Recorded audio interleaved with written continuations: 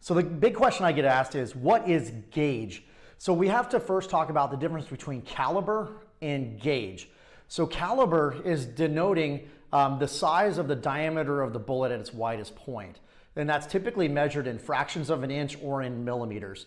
So for example, your 45 ACP that's carried in 1911 is 0.45 of an inch, right? Your 50 cal or 50 BMG is a half an inch in diameter, while your 9mm is 9mm in diameter, or 10 millimeter. So that's measured in millimeters versus fractions of an inch. So what happens when we start talking about gauge, whether that's an 8 gauge or a 10 gauge or a 12 gauge or a 20 gauge?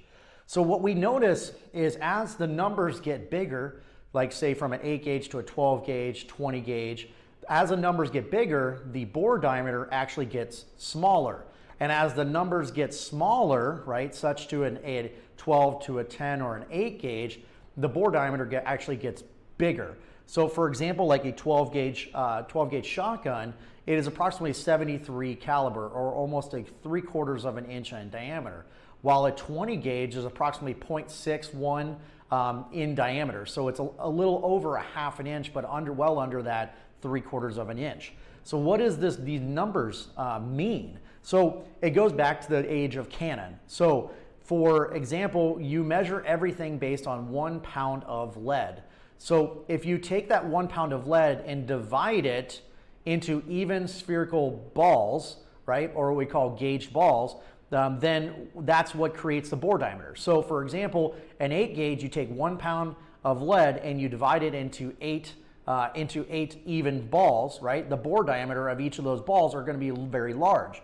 So if you take a 12, right, you take that 1 pound piece of lead and you divide it into 12 even spherical balls, you get the diameter of approximately 0.73 of an inch. If you take that into 20, right, and divide it now into 20, you're going to get, each of those balls are going to be smaller, but they're going to still add up to that 1 pound of lead. And so that's why in a 20 gauge, you have 0.61 inches of bore diameter compared to the 12 gauge, which is approximately 0.73.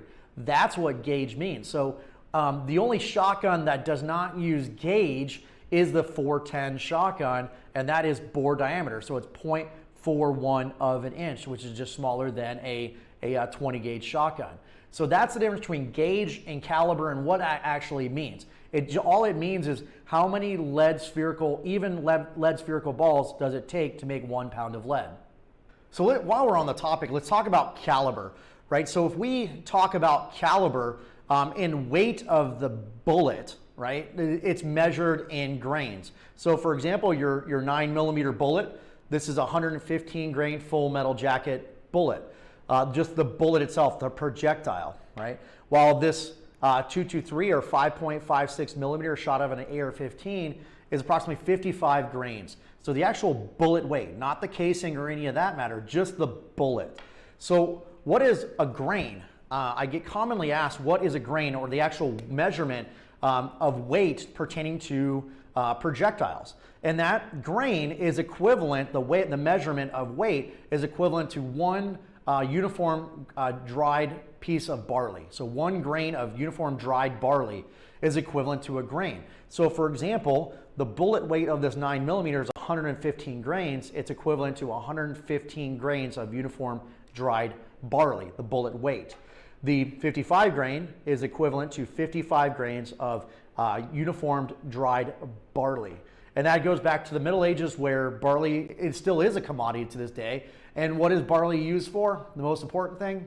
You're right, it's beer. But also bread and a majority of commodities are made from barley. So that is a unit of measure that's still used in firearms. So when we talk about bullet weight, that's what we're talking about, is the actual unit of measure for the weight of the bullet and not the powder. And when we see in the 30-30 or the 45-70, that was, if you look at a 45-70, that was 45 caliber and that was 70 grains of black powder.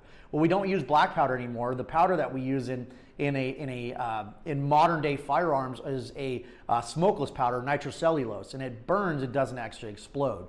So when we talk about grains of the bullet weight, that's what we're talking about.